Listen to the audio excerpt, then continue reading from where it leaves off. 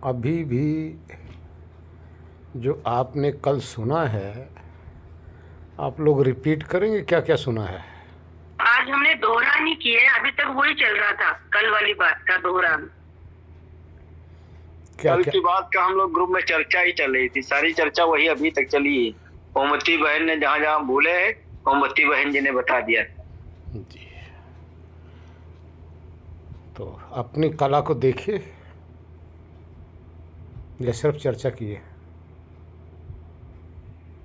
हाँ जी, ये कला चर्चा ही की थी गुरुदेव। तो देखेगा कौन भाई? चर्चा से तो बात नहीं बनती ना। अपनी कला को पहले देखो।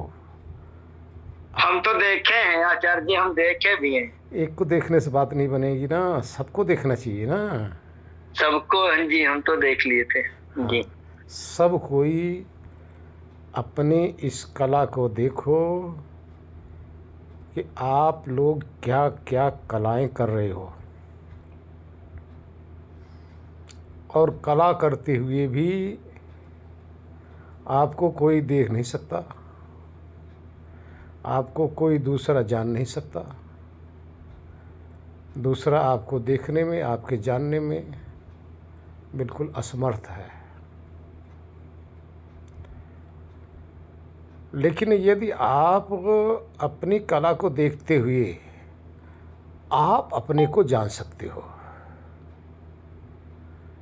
दूसरा तो जान नहीं पाएगा। लेकिन आप अपनी कला को भी देखो और फिर अपने को भी देखो।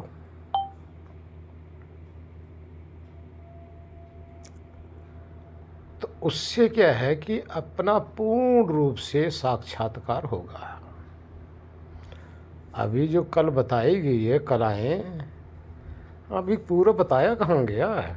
आप लोग परमात्मा की तरफ तो जाएंगे, परमात्मा के विचार तो होगा, परमात्मा की कला देखा जाएगा। लेकिन अभी आपकी ही कला का पूरा वर्णन तो हुआ नहीं है। कल जिस कला का वर्णन हुआ है आपके यानी आत्मा की कलाओं का, ये तो बाह्य कला है। अभी आंतरिक कला तो उसका रह गया ना। प्रणाम गुरु जी। हाँ जी, प्रणाम जी। हाँ जी गुरु जी, आपने 8 वसुओं के बारे में क्या बताया था? वसु का अर्थ होता है जहाँ जीवात्मा वास करती है, ठीक है। इसको वसु, वसु में 5 भौतिक तत्व आ गई, ठीक है जी। 5 भौतिक तत्व आ गई। तारागण, सूरज, चाँद, ये जो हमारे इस पृथ्वी के नज़दीक में जो ग्रह हैं वो भी आ गए। वैसे नवग्रह इसको बोलते हैं। आपने कभी देखे होंगे, पूजा पाठ करते हैं तो पंडित लोग नवग्रह की कथा कराते हैं। आगे देखें, आप लोगों ने कौन कौन सी कला देखा अपना बाहर की?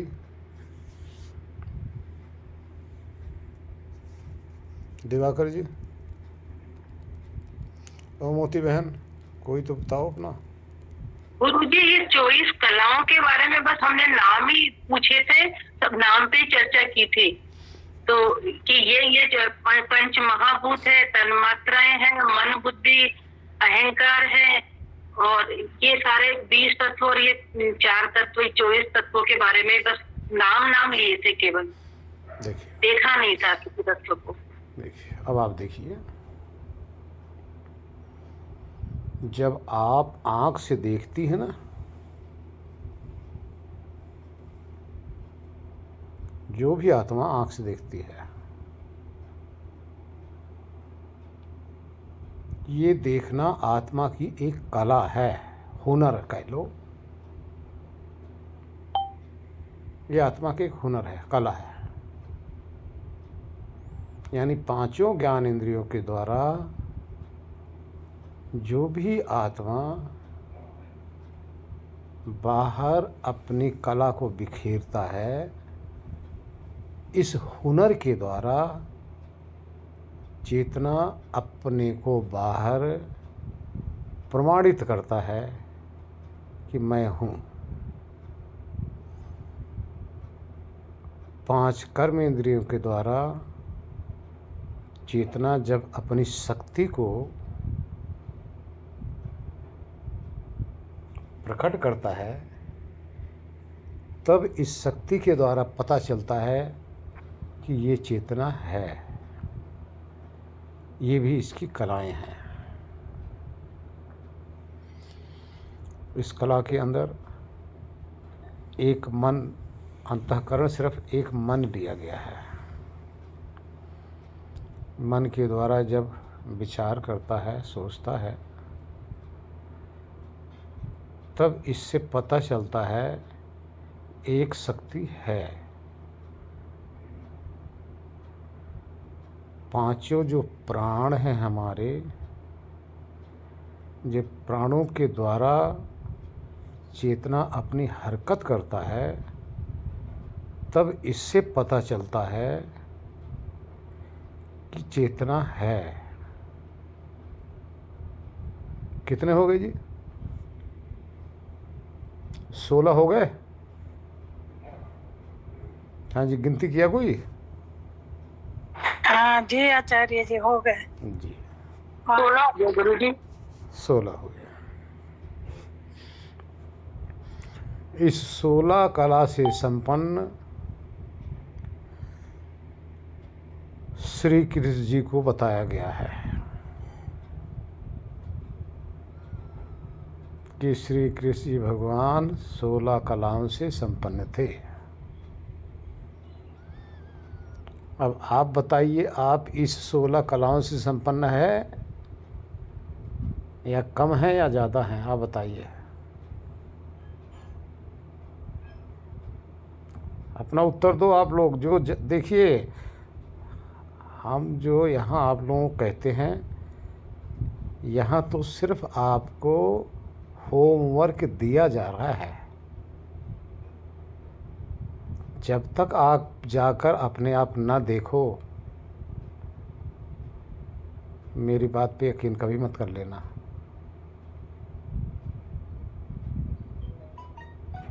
बिना स्वयं अनुभव किए यकीन करना अंधविश्वास है।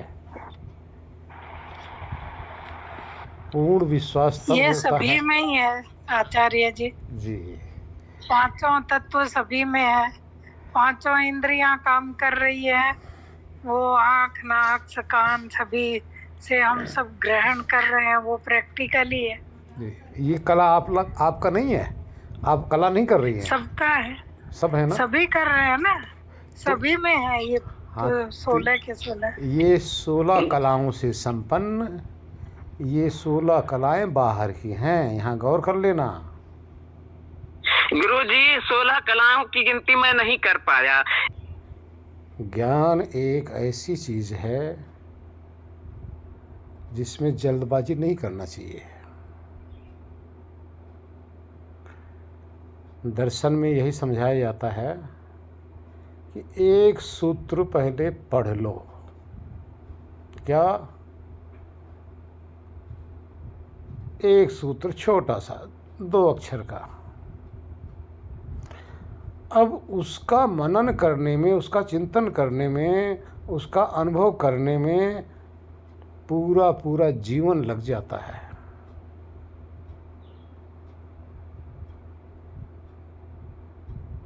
इसी तरह से अब यहाँ भी समझो, अपनी इस कला को खूब भली भांत अपने में भी देखो और दूसरे की कला को भी देखो। इसी कला से पहचान हो रही है या और कोई चीज है जिससे आत्मा होने की पहचान हो रही है? और ये कला जो बिखेर रहा है वो है या नहीं है? अगर है तो क्या उसको देखा आपने? वो देखने की चीज नहीं है। जैसे एग्जाम्पल आया कि आपने बिजली तो देखा ही नहीं है, कोई भी सूक्ष्म शक्ति, उसको तो आपने देखा नहीं, लेकिन है कि बिजली शक्ति है। तो उसी तरह से आत्मा रूपी बिजली इस शरीर के अंदर तो है, लेकिन इन्हीं सब साधनों के द्वारा उसकी कला का प्रदर्शन हो रहा है, तभी पता चल रहा है कि इसमें वो आत्मा रूपी बिजली शक्ति है। जबकि आत्मा को आप देख नहीं सकते। बिजली को आपने कभी देखा है? दिखाई नहीं देती। कोई भी शक्ति देखने का विषय है ही नहीं। शक्ति बाहर से उसकी कला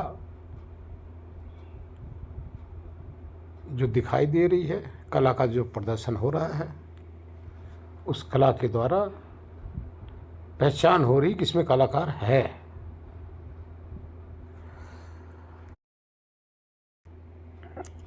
इस तरह से जब कलाकार की पहचान हो जाती है, कन्फर्म हो जाता है, तो ये जो कलाकार है, जो हम सब सारे हैं, हम दूसरे में नहीं जाएंगे, दूसरे कलाकार को नहीं जान सकते, लेकिन अपनी स्थिति तो हम जान सकते ही हैं।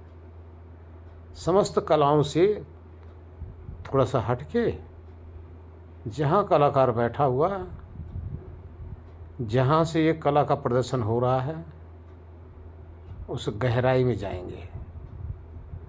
जब गहराई में जाएंगे तो वहाँ कलाकार का अनुभव होगा। बाहर कला का अनुभव हो रहा है, लेकिन हम स्वयं जब जाएंगे तो कलाकार का ही अनुभव होगा। वो कलाकार कौन होगा? हम ही तो होंगे।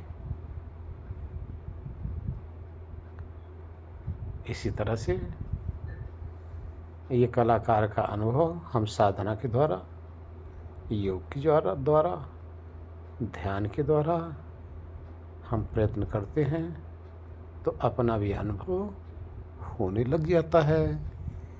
जब अपना अनुभव हुआ तभी हमने सब में माना। जब अपने में जाना तभी तो जग में माना। जब अपने में नहीं जाना तो कैसे आप दूसरे में मान सकते हो? दूसरे में मान लोगे तो अंधविश्वास होगा। इसलिए अपने में खोज करके, अच्छा अब आगे चलो, क्योंकि विषय फिर रह जाएगा। इससे आगे अब अंदर चलिए।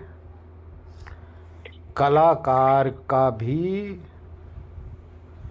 कुछ चीज़ें ऐसी हैं जिसका अपना है। ये बाहर तो कलाएं हैं, ये हो रही है प्रकृति में, हो रही है देह में, हो रही है, लेकिन कलाकार के अंदर भी कुछ गुण धर्म स्वभाव है उसका। नोट करो।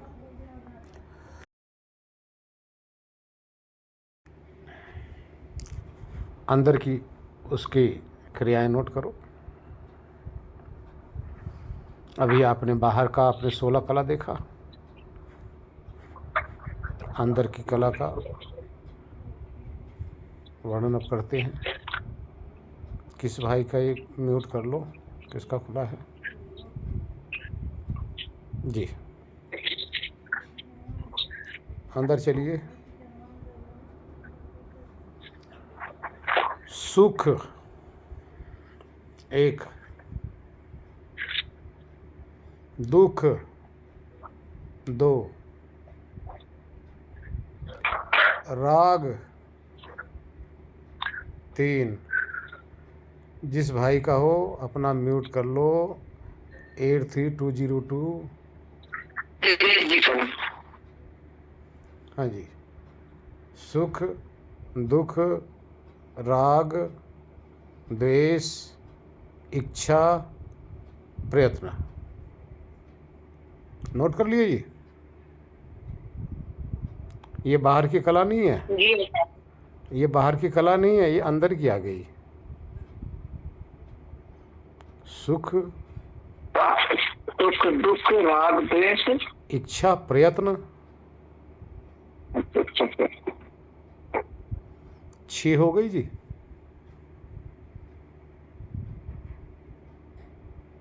अब आप देखिए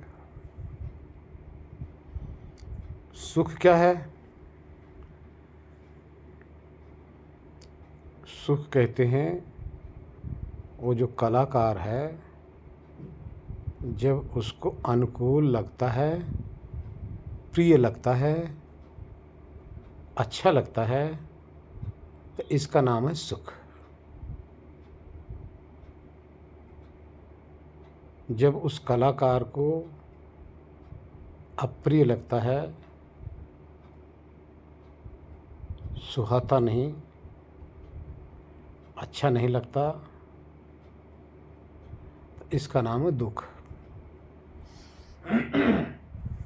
अब वो कलाकार देखो उस हिसाब से फंस भी रहा है। जब उसको अच्छा लगा, प्रिय लगा, अनुकूल लगा, तो अपने जितने भी ये बाहर की कलाएं हैं, इन कलाओं के द्वारा जिस घर के अंदर बैठा हुआ है, ये पूरा घर चलने लग जाता है। गौर कर लो, ये पूरा का पूरा घर चलने लग जाता है। कहाँ चलने लग जाता है? जहाँ उसको प्रिय लगा, अच्छा लगा, अनुकूल लगा। अब वो अंतःकरण को प्रेरित कर दिया और पूरा का पूरा घर चलने लगा। कहाँ चलने लगा? जहाँ उसको प्रिय लगा उस जगह जाकर ये घर खड़ा हो गया, ये बैठ गया। अब वहाँ क्या चाहिए इसको? वही जो सुख अनुकूल लगा, अब वो चाहिए इसको। ध्यान रखना, जो सुख अनुकूल लगा उस अनुकूलता के लिए गया है। दूसरा दुख, और जहाँ से इसको प्रतिकूल लगा, इसके अपने काम की चीज़ नहीं थी। सुख इसके काम की चीज़ है, दुख इसके काम की चीज़ नहीं है। जब काम की चीज़ नहीं है, बुरा लगा वहाँ से, तो इसने अपने पूरे मन को प्रेरित किया, पूरा का पूरा घर उठा वहाँ से लिया और भाग लिया, चल दिया दूसरी जगह। ये अंदर की क्रियाएं बता रहा हूँ आप लोगों को। ये आत्मा का स्वभाव बता रहा हूँ। अभी बाहर की कलाएं थी, अब आत्मा की कलाएं बता रहा हूँ। जहाँ दुख मिला, ये पूरा का पूरा घर वहाँ से भाग लेता है। किसके द्वारा भागता है? क्योंकि उसका प्रयत्न है। प्रयत्न तो चेतन में है, पावर तो चेतन की है। चेतन अपने पावर के थ्रू इस सब को हटा के वहाँ से हट जाता है। इच्छा, हाँ, सुख दुख, राग द्वेष। सुख कहते हैं जहाँ अभी बात चल रही है, जब अच्छा लगा तो वहाँ से बार बार उसी जगह इसकी जाने की जिज्ञासा बनी रहती है, उसी चीज़ को पाने की तमन्ना बनी रहती है। ये जो बार बार तमन्ना बन जाती है उसको पाने के लिए, इसी का नाम है राग। और जब वहाँ से भागने की तमन्ना होती, यानी वो पसंद नहीं करता, तो उसके प्रति जो नफरत होती है ना, द्वेष भावना, जलन कह लो, ईर्ष्या कह लो, उसको न चाहना, ये द्वेष की कोटि में आ गया। सुख दुख राग द्वेष। अब आगे देखिए, इच्छा। इच्छा क्या है? चाहत। चाहत क्या है?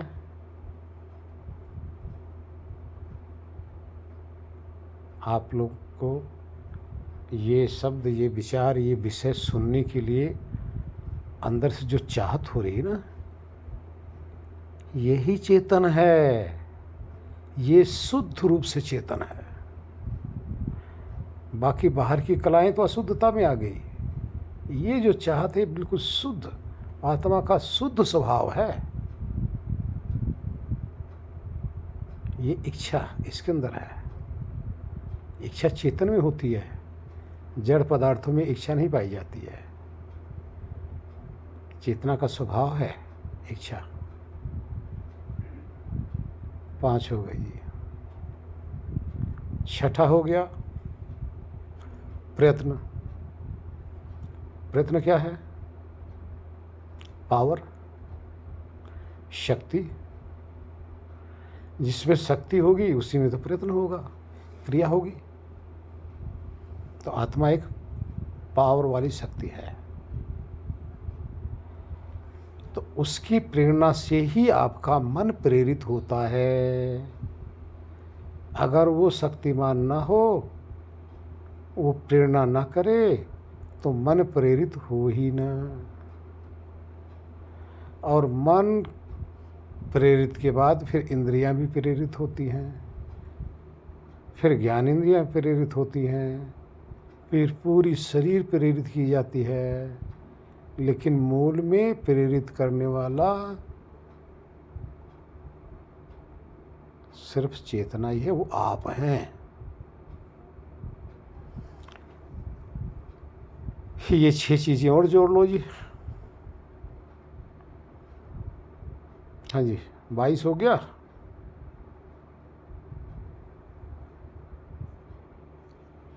जी आचार्य जी।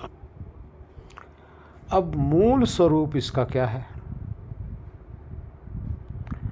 अभी सुख, दुख, राग, द्वेष, इच्छा और प्रयत्न, ये तब होते हैं जब आत्मा के सामने, आत्मा के समक्ष ये मन होता है। यहाँ गौर कर लो जी। जब आत्मा के समक्ष मन होता है या बुद्धि होती है या अहम होता है, तब उसके अंदर इच्छा पराये की होती है, राग पराये से करता है, द्वेष पराये से करता है, प्रयत्न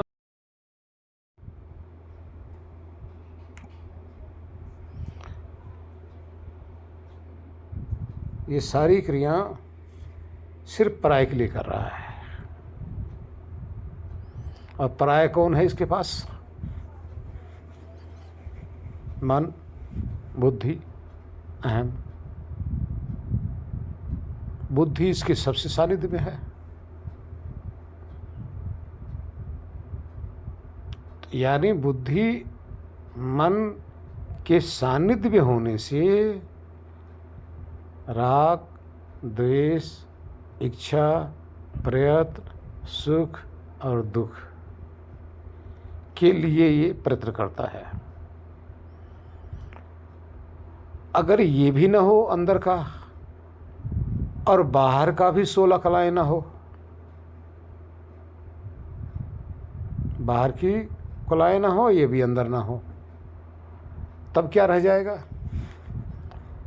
तब सिर्फ एक ही शेष रहता है। उस समय कोई भी कलाएं नहीं होती है। लेकिन क्या आप समझते हैं कलाकार भी खत्म हो जाएगा? कलाकार तो विद्वान है। अब वो कलाकार शुद्ध रूप में क्या है? शुद्ध रूप में सिर्फ ज्ञान है, एक ज्ञान की ज्योति मात्र है। जो ज्ञान रूप ज्योति टिमटिमा रहा है, बस ज्ञान रूपी एक कण की तरह, एक अणु की तरह होश युक्त सिर्फ एक चेतना है। अब इस वक्त ना कोई इच्छा है, ना कोई प्रयत्न है, ना कोई राग है, ना द्वेष है, ना कोई क्रिया है, ना कोई देखना है, ना बोलना है, ना सुनना है, ना चखना है, ना कहीं आना, ना कहीं जाना, कुछ भी नहीं यहाँ पे। एक अणु के समान होश युक्त, शुद्ध बुद्ध, सभी कलाओं से रहित हुआ, सबसे रहित, जिसमें कुछ होता ही नहीं, लेकिन फिर भी वो ज्ञान रूप में प्रकट है। अब इस समय क्या करता है फिर वो? इस समय सिर्फ जब उसके पास कुछ है ही नहीं तो क्या करेगा वो? जानना स्वभाव है, बस जानना ही जानना उसका है, इसके अलावा कुछ है ही नहीं उसके पास। अब ये जाननापन जो है, अब बाहर समस्त पदार्थों से हटकर सिर्फ ये जाननापन अपना रह गया, अपना, ये अपना जाननापन, सिर्फ अपना, क्योंकि ये स्वभाव तो इसका जाएगा नहीं, ये इसका शाश्वत स्वभाव है। फिर अपना होना, अपना अस्तित्व का अनुभव वो करता रहेगा। अब इस स्थिति का नाम है प्रतिबोध। प्रतिबोध का अर्थ हुआ बिना किसी भी यंत्र के सहारे, बिना किसी साधन के द्वारा जो स्वयं ही स्वयं का जो अनुभव कर रहा है, इसका नाम अब यहाँ प्रतिबोध हो गया। और जो साधनों से जो कुछ उसको हो रहा था, उस समय उसको बोध कहा जाता है। अब ये बोध नहीं करता, अब बोध से हट गया, अब आप सिर्फ प्रतिबोध करते हो, सिर्फ कैवल्य स्वरूप। इसको कहते हैं अकेला। ध्यान रखना, अकेला हो जाना, अकेला, सिर्फ अकेला। यह है आत्म साक्षात काल। यही आप हो। आप इन कलाओं के अंदर बिखरे हो। इन समस्त कलाओं के अंदर जितना भी बताया गया है, हाँ जी, 16 और 7 23 हो गया। 16 बताए थे गुरुजी आप। अब 7वां तो बता रहा हूँ, इसका स्वरूप, ज्ञान स्वरूप। अच्छा, ठीक, धन्यवाद गुरुजी, प्रणाम। हाँ जी, 23 हो गया। यहाँ 24वां मन को जोड़ लेते, सॉरी, बुद्धि को भी जोड़ लेते हैं, क्योंकि वहाँ अंतःकरण में सिर्फ एक जोड़ा गया। अब कोई तो 23 में रह जाता है, कोई 22 में रह जाता है, कोई 24 में रह जाता है। क्यों? अंतःकरण कोई 1 लेता है, कोई 2 लेता है, कोई 3 लेता है, कोई 4 लेता है। तो अगर 4 लेंगे तो 25 होता है, 3 लेंगे तो 24 होंगे, नहीं तो 22। अब आप देखिए, इतने से युक्त आप, इतना सुन लेने से मात्र बात नहीं बनेगी। आप लोग जब भी मौका मिलेगा, एकांत में बैठकर अपनी इस कलाओं का, जो कला आप बाहर प्रदर्शित कर रहे हो, इसी में तो लगे हो। करते क्या हो? यही तो करते हो सारा दिन, सारी रात, पूरे जन्म। कहाँ हटते उससे? सिर्फ कला, कलाकार को जानने का कभी कोई प्रयत्न करता ही नहीं। जैसे ही कलाकार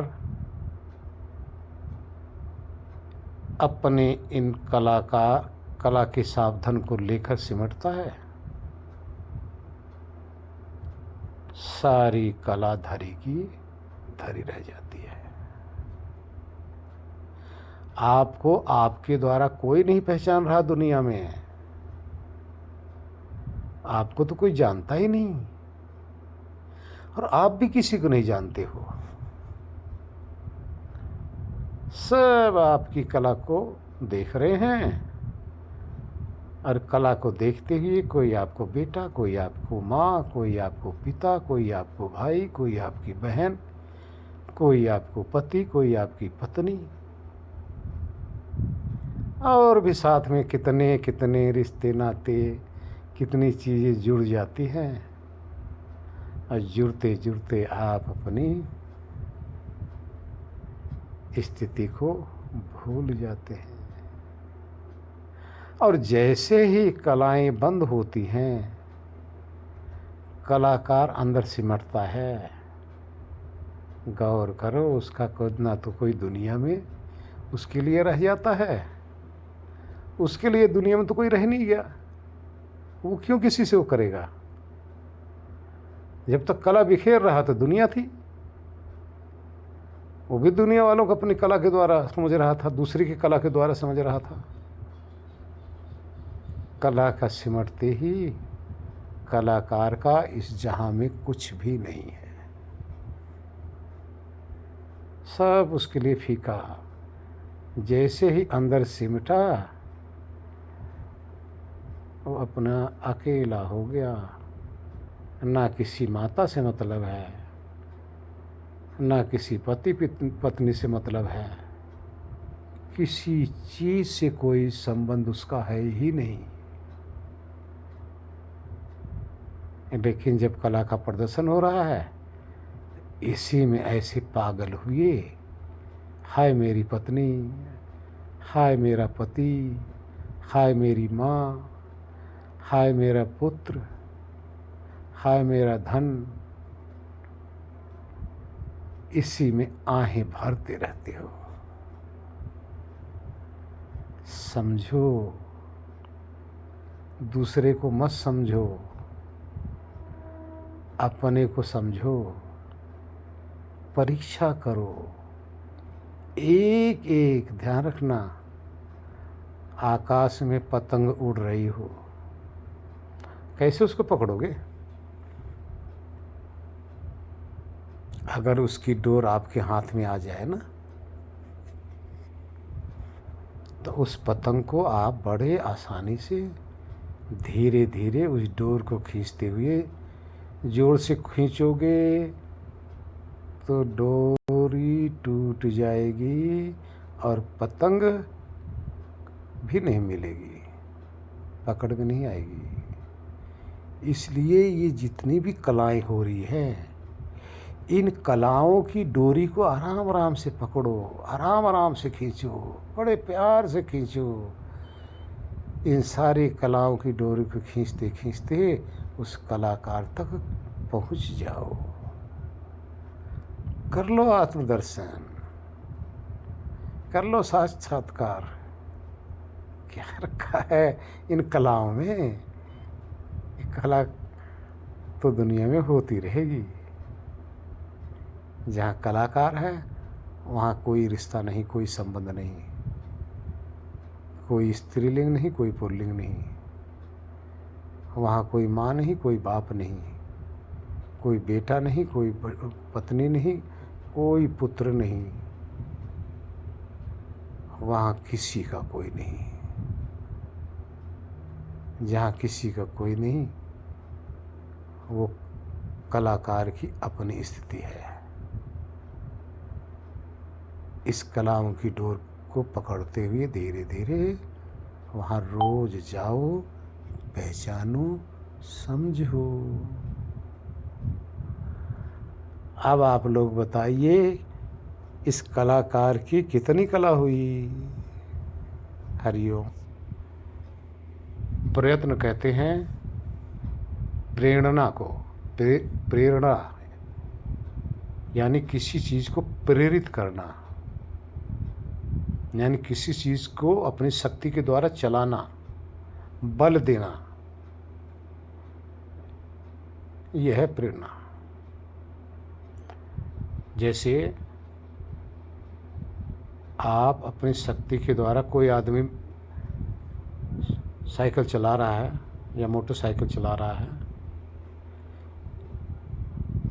तो चल तो रही है मोटरसाइकिल या साइकिल में, मान लो साइकिल ले लो, चल तो रही साइकिल या वो चल रहा है, लेकिन जब पैडल पे जब तक वो चलाने वाला बल नहीं देगा तो पूरी की पूरी साइकिल यूं की यूं खड़ी रहेगी। तो वो जो साइकिल चल रही है, चलाने वाले का जो शक्ति है, जो प्रेरणा है, उसके द्वारा चल रही है। इसी तरह से आप बाइक पे बैठे होते हैं तो बाइक पे जो भी, जहाँ एक्सीलेटर देना, कहाँ क्लच लगाना है, कहाँ ब्रेक लगाना है, तो इसको जो पुश करता है वही ड्राइवर है। प्रेरणा देता है उस अंग को, उस पार्ट्स को, यही प्रेरणा है। तभी जाके ब्रेक लगता है, तभी जाके क्लच, एक्सीलेटर, ये आदि सब चलते हैं। तो प्रेरणा का अर्थ है ताकत, उसकी पावर, उसकी पावर से ये पूरी शरीर रूपी जो गाड़ी है चलने लग जाती है। नारायण जी। देखिए, प्रतिबोध में सबका रोल रहता है। गुरु का भी रोल होता है, जो आपको गाइड करे, सबसे पहले तो उसका रोल होता है। फिर आपके मन का भी रोल हो जाता है। फिर आपकी बुद्धि के द्वारा ही तो आपको समझाया जा रहा है ना। देखिए, मन से आप मनन कर रहे हैं, लेकिन बुद्धि के द्वारा उस विवेक को आप जान रहे हैं, उस समझ रहे हैं, तो बुद्धि का भी रोल है। लेकिन जब अंदर जब चला जाता है तो उस प्रतिबोध में बुद्धि का कोई काम नहीं है। अंदर प्रतिबोध में बुद्धि का काम नहीं है। बुद्धि का काम सिर्फ बोध तक है। बुद्धि बाहर का अनुभव कराती है, इसलिए उसको बोध कहते हैं। चेतना जब अंदर का स्वयं का अनुभव करता है तो इसलिए उसको प्रतिबोध कहते हैं। बोध का अर्थ हुआ दूसरे की सहायता से। प्रतिबोध का अर्थ होता है अपने शुद्ध, अपने ही शक्ति के द्वारा। इन दोनों में ये फर्क है। हरिओम। नहीं, बोध में भी चेतना की काम कर रही है, लेकिन उसमें दूसरे सहायक हैं। सहायता इंस्ट्रूमेंट है, जो सहायक हैं वो इंस्ट्रूमेंट सहायता कर रहा है, लेकिन बोध तो चेतना ही हो रहा है ना। बोध का मतलब जानकारी, ज्ञान, अनुभव, वो तो चेतना को हो रहा है। तो लेकिन दूसरे के सहायता से। देखिए, शक्ति तो है, लेकिन इतनी बड़ी शक्ति नहीं है। ये ज्ञान तो है, लेकिन इतना बड़ा ज्ञान नहीं है। दोनों चीज देख लो। ज्ञान में अल्पज्ञ है, यहाँ गौर कर लो। ज्ञान के अंदर ही अल्पज्ञ है, शक्ति के अंदर अल्प शक्ति है। अल्पज्ञ कैसे है? अल्प का अर्थ होता है थोड़ा ज्ञान करने वाला। थोड़ा, नंदलाल जी, थोड़ा ज्ञान करने वाला, बहुत अधिक नहीं। सर्वज्ञ अब यहाँ परमात्मा को कहा जाता है। सब सारी सृष्टि के अंदर, सारी 84 में जितने भी जीव हैं, सबका एक साथ ज्ञान करने वाला सर्वज्ञ कहलाता है। जो अपना थोड़ा ज्ञान करता है सिर्फ अपने अकेले का, इसको अल्पज्ञ कहते हैं। ये सिर्फ एक का ज्ञान कर रहा है, तो आत्मा तो अल्पज्ञ है जी। बोध कराने में सर्वज्ञ की ही सहायता मिलती है, इसका मतलब यही हुआ ना। देखिए, उस सर्वज्ञ ने ये सारे कला का साधन दे दिया ना। ये जितनी भी कला अपनी बिखेर रहा है, इस अल्पज्ञ ने, ये सर्वज्ञ ने ही दिया हुआ है। अगर सर्वज्ञ इसकी कला बिखेरने के लिए ये सारे साधन ना दे तो अपने किसी भी कला को ये प्रदर्शित नहीं कर सकता। ये सर्वज्ञ की कृपा से अपनी कला जिसके द्वारा कर रहा है वो सर्वज्ञ का है। अब देखिए, अल्पज्ञ का अर्थ यहाँ ये देखिए कि इसके अंदर जब अज्ञान हो जाता है, अज्ञान का अर्थ होता है जो वस्तु जैसी है उससे विपरीत मानने लग जाता है, तो इसको सर्वज्ञ कैसे कह दोगे आप? अब जैसे आप इस देह में रह रहे हो, इस देह के साथ जुड़ने के कारण से, आपके अटैचमेंट के कारण से शरीर को ही अपना स्वरूप सारी दुनिया समझे बैठा है, कोई मन को ही अपना स्वरूप समझे बैठा है, कोई समाज को ही अपना स्वरूप समझे बैठा है। तो ये अज्ञानता है, ध्यान देना। इस अज्ञानता को दूर करने के लिए इसी कलाओं के द्वारा अब इस अल्पज्ञ के अंदर भी कुछ होते हैं, इसके साथी संगी ऐसे होते हैं जो इस अपनी शक्ति को थोड़ा बहुत अनुभव कर लेते हैं। वो जो अनुभव करता है अब वो दूसरे को समझाता है, भैया ऐसे ऐसे, यार मैं तो ऐसी ऐसी हूँ भाई, तुम भी देख लो, शायद तुम ऐसी भी होगे, तुम भी ऐसी होगे। अब ये साथी संगी होते हैं। अब ये साथी संगी यानी यही गुरु कह लो, सतगुरु कह लो, जिन्होंने अपना अनुभव कर लिया तो वो दूसरे को बताते फिरते रहते हैं। तो इनकी भी सहायता चाहिए, तब जाकर उनका ये अज्ञान था, यहाँ गौर कर लेना, ये सब अज्ञान था। इस अज्ञान को का नाश करने के लिए वो ज्ञान की आवश्यकता है। जब वो ज्ञान आ जाएगा तब ज्ञान अपने आप नाश हो जाएगा। आचार्य जी, आपने जो अभी इसका ज्ञान बताया ना, एक ज्ञान तत्व है, तो वो क्या वास्तव में अज्ञान ही है? क्या है वो? शुद्ध ज्ञान थोड़ी है फिर उसका? क्या मानेंगे? अज्ञान भी एक प्रकार का ज्ञान है, यहाँ समझ लो मेरी बहनों। अज्ञान भी ज्ञान ही है और ज्ञान भी ज्ञान है। ये मत समझो कि अज्ञान ज्ञान नहीं है। अज्ञान का अर्थ है कि जान तो रहा है ये चीज़ है, लेकिन जैसा वो है वैसा नहीं समझ रहा है, उसके विपरीत समझ रहा है। इसी का नाम अज्ञान है। और ज्ञान उसे कहते हैं जैसा है वैसे समझ रहा है, जान रहा है दोनों। आचार्य जी, आचार्य जी तभी तो बोलते हैं कि देखिए, ज्ञान और अज्ञान, अज्ञान भी ज्ञान है और ज्ञान भी अज्ञान है। ये कैसे ज्ञान है? जानना, किसी पदार्थ को आप जान रहे हो, यहाँ जानना तो आपका स्वभाव बना हुआ ना, लेकिन उस पदार्थ के प्रति आपको जानकारी नहीं है कि इसमें ये क्षमता है, इसका नाम है ज्ञान, अज्ञान। लेकिन आप उसको जान रहे हो, आप अपनी शक्ति से जान रहे हो, ये स्वरूप आपका है, ये जानना आपका है। लेकिन जहाँ आप को अज्ञान हुआ है उसके विषय में आपको जानकारी नहीं है, वो तो दूसरे का है ना। तो आप में क्या इसमें हुआ? आपने उसको विपरीत समझ लिया और वही चीज़ एक ने आके बताया, नहीं ये चीज़ जैसा ऐसे समझ रहे हो, ऐसा नहीं है, ऐसा है। तो उसने जैसा पदार्थ है वैसे समझा दिया, तो आपकी समझ में आ गई। समझ में तो पहले भी थी, समझ में बाद में थी, लेकिन पहले उलट समझ थी, अब सीधी समझ आ गई। तो ज्ञान भी अज्ञान है, अज्ञान भी ज्ञान है।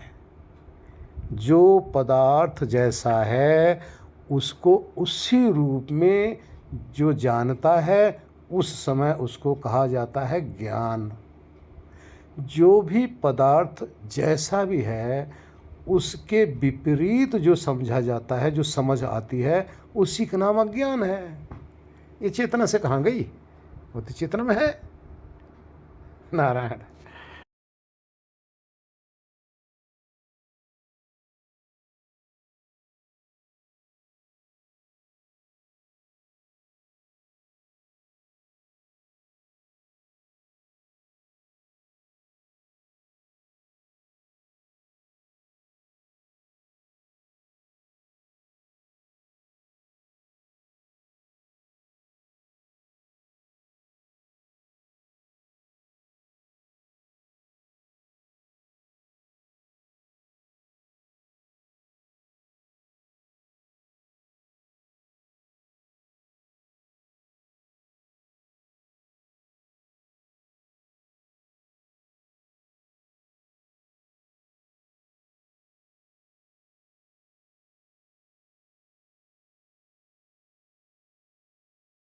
इसका मतलब आप पांच जो वीडियो भेज देंगे। देखिए, आपका अपना मूल स्वरूप है, मूल स्वभाव है, इसके जानो। 5 बज गया, आज समापन किया जाए, फिर आगे फिर शुरू होगा। तो अगर आप बताइए, अगर ये परमात्मा की चर्चा आज हो जाती थी, ये आज ये आप लोगों को पता चलता, रह जाते कि नहीं? जी आचार्य। तो इसलिए अधूरा ज्ञान उचित नहीं है। जहाँ से सुनो उसको पूरा अच्छी तरह से समझ लो, तभी जाके। अब एक दिन में आएगा नहीं। आज आपने सुना है, इसको अगर आप पूरे जीवन में भी उतारते रहोगे ना, तब भी कम ही लगेगा। हरिओम। आचार्य जी जी। इसका वीडियो मिल जाएगा ना हम लोगों को? ये 20 में 2-3 फोन